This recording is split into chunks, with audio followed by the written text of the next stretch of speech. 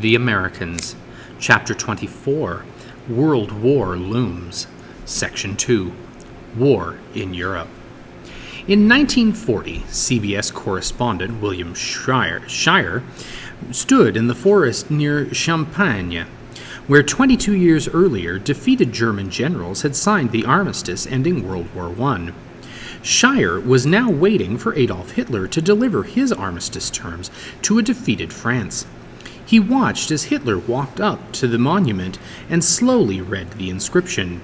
"Here on the 11th of November, 1918, succumbed the criminal pride of the German Empire, vanquished by free peoples which it tried to enslave." Later that day, Shirer wrote a diary entry describing the Führer's reaction. A personal voice, William Shirer. "I have seen that face many times on the great monument at the great moments of his life, but today it was afire with scorn, anger, hate, revenge, triumph. He steps off the monument and contrives to make even this gesture a masterpiece of contempt. He glances slowly around the clearing, and now, as his eyes meet ours, you grasp the depth of his hatred. But there is triumph there, too. Revengeful, triumphant hate." Again and again, Shirer had heard Hitler proclaim that Germany needs peace. Germany wants peace. The hatred and vengefulness that drove the dictator's every action, however, drew Germany ever closer to war. Part 1. Austria and Czechoslovakia fall. On November 5, 1937, Hitler met secretly with his top military advisors. He boldly declared that to grow and prosper, Germany needed the land of its neighbors. His plan was to absorb Austria and Czechoslovakia into the Third Reich. When one of his advisors protested that annexing those countries could provoke war, Hitler replied, "The German question can be solved only by means of force, and that is never without risk." Union with Austria. Austria was Hitler's first target. The Paris Conference following World War I had created the relatively small nation of Austria out of what was left of the Austro-Hungarian Empire. The majority of Austria's 6 million people were Germans who favored unification with Germany. On March 12, 1938, German troops marched into Austria unopposed. A day later, Germany announced that its Anschluss, or union, with Austria was complete. The United States and the rest of the world did nothing. Bargaining for the Sudetenland. Hitler then turned to Czechoslovakia. About 3 million German-speaking people lived in the western border regions of Czechoslovakia called the Sudetenland. The mountainous region formed Czechoslovakia's main defense against German attack. See map on page 744. Hitler wanted to annex Czechoslovakia in order to provide more living space for Germany, as well as to control its important natural resources. Hitler charged that the Czechs were abusing the Sudeten Germans, and he began massing troops on the Czech border.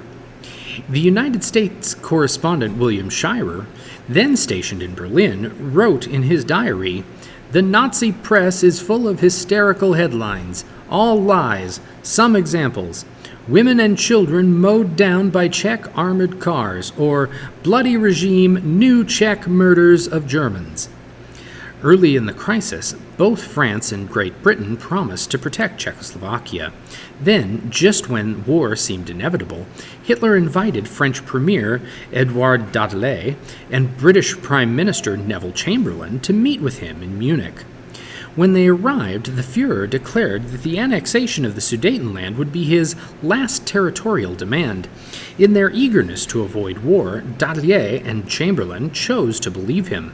On September 30th, 1938, they signed the Munich Agreement, which turned the Sudetenland over to Germany without a single shot being fired. Chamberlain returned home and proclaimed, "My friends, there has come back from Germany peace with honor. I believe it is peace in our time." I don't know why he's Southern there. Chamberlain satisfaction was not shared by Winston Churchill, Chamberlain's political rival in Great Britain. In Churchill's view, by signing the Munich Agreement, Daladier and Chamberlain had adopted a shameful policy of appeasement, or giving up principles to pacify an aggressor. As Churchill bluntly put it, Britain and France had to choose between war and dishonor. They chose dishonor. They will have war. Nonetheless, the House of Commons approved Chamberlain's policies toward Germany, and Churchill responded with a warning. A personal voice, Winston Churchill. We have passed an awful milestone in our history. We do not suppose that this is the end. This is only the first slip, the first foretaste of a bitter cup, which will be proffered to us year by year unless, by supreme recovery of moral health and martial vigor, we arise again and take our stand for freedom, as in the olden time. Part 2. The German offensive begins. As Churchill had warned, Hitler was not finished expanding the Third Reich. As dawn broke on March 15, 1939, German troops poured into what remained of Czechoslovakia. At nightfall, Hitler gloated, "Czechoslovakia has ceased to exist." After that, the German dictator turned his land-hungry gaze toward Germany's eastern neighbor, Poland. The Soviet Union declares neutrality. Like Czechoslovakia, Poland had a sizable German-speaking population. In the spring of 1939, Hitler began his familiar routine, charging that Germans in Poland were mistreated by the Poles and needed his protection. Some people thought that this time Hitler must be bluffing. After all, an attack on Poland might bring Germany into conflict with the Soviet Union, Poland's eastern neighbor.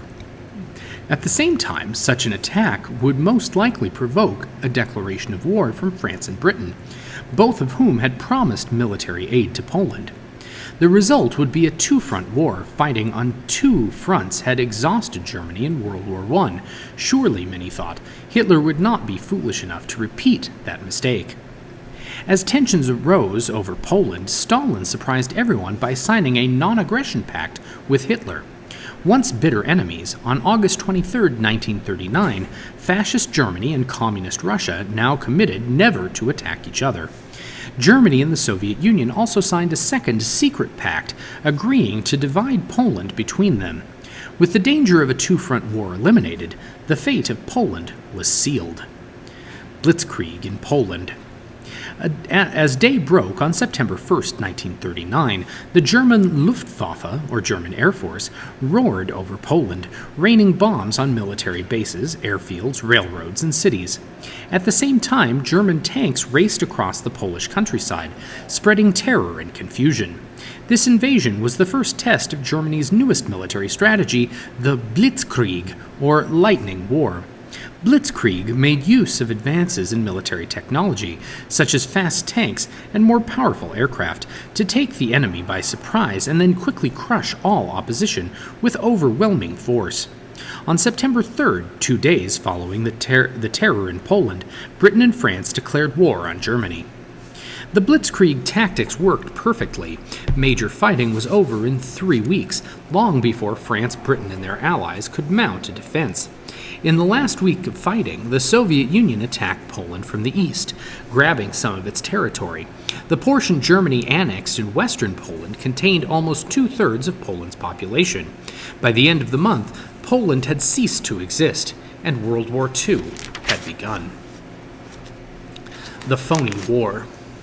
For the next several months after the fall of Poland, French and British troops on the Maginot Line, a system of fortifications built along France's eastern border, see map on page 744, sat staring into Germany, waiting for something to happen. On the Siegfried Line, a few miles away, German troops stared back. The Blitzkrieg had given way to what the Germans called the Sitzkrieg, or sitting war, and what some newspapers referred to as the Phony War. After occupying eastern Poland, Stalin began annexing the Baltic states of Estonia, Latvia, and Lithuania. Late in 1939, Stalin sent his Soviet army into Finland. After 3 months of fighting, the outnumbered Finns surrendered. Suddenly, on April 9, 1940, Hitler launched a surprise invasion of Denmark and Norway in order to protect those countries' freedom and independence. But in truth, Hitler planned to build bases along the coasts to strike at Great Britain. Next, Hitler turned against the Netherlands, Belgium, and Luxembourg, which were overrun by the end of May. The phony war had ended. Part 3. France and Britain fight on. France's Maginot Line proved to be ineffective. The German army threatened to bypass the line during the invasion of Belgium. Hitler's generals sent their tanks through the Ardennes, a region of wooded ravines in northeast France, thereby avoiding British and French troops who thought the Ardennes were impassable. The Germans continued to march toward Paris. The fall of France. The German offensive trapped almost 400,000 British and French soldiers as they fled to the beaches of Dunkirk on the French side of the English Channel. In less than a week, a makeshift fleet of fishing trawlers, tugboats, river barges, pleasure craft, more than 800 vessels in all, ferried about 330,000 British, French, and Belgian troops to safety across the Channel. A few days later, Italy entered the war on the side of Germany and invaded France from the south as the Germans closed in on Paris from the north. On June 22, 1940, at Campania, as William Scherer and the rest of the world watched, Hitler handed French officers his terms of surrender. Germans would occupy the northern part of France, and a Nazi-controlled puppet government, headed by Marshal Philippe Pétain, would be set up at Vichy in southern France. After France fell, a French general named Charles de Gaulle fled to England, where he set up a government in exile. De Gaulle proclaimed defiantly, "France has lost a battle, but France has not lost the war." The Battle of Britain. In the summer of 1940, the Germans began to assemble an invasion fleet along the French coast. Because its naval power could not compete with that of Britain, Germany also launched an air war at the same time. The Luftwaffe began making bombing runs over Britain. Its goal was to gain total control over the skies by destroying Britain's Royal Air Force, or RAF. Hitler had 2,600 planes at his disposal.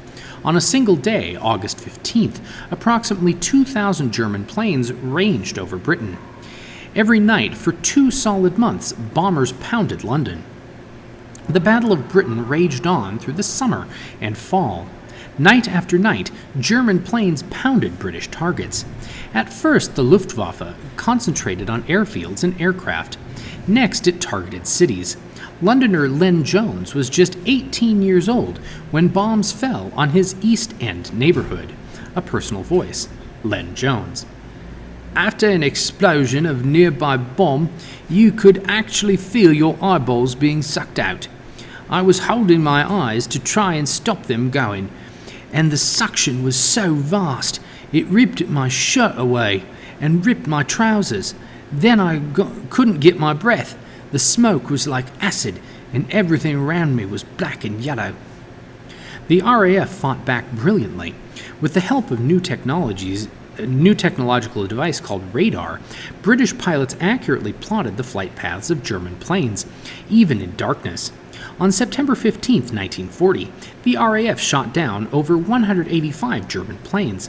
At the same time, they lost only 26 aircraft. 6 weeks later, Hitler called off the invasion of Britain indefinitely. "Never, in the field of human conflict," said Churchill in praise of the RAF pilots, "was so much owed by so many to so few." Still, German bombers continued to pound Britain's cities, trying to disrupt production and break civilian morale. British pilots also bombed German cities. Civilians in both countries unrelentingly carried on.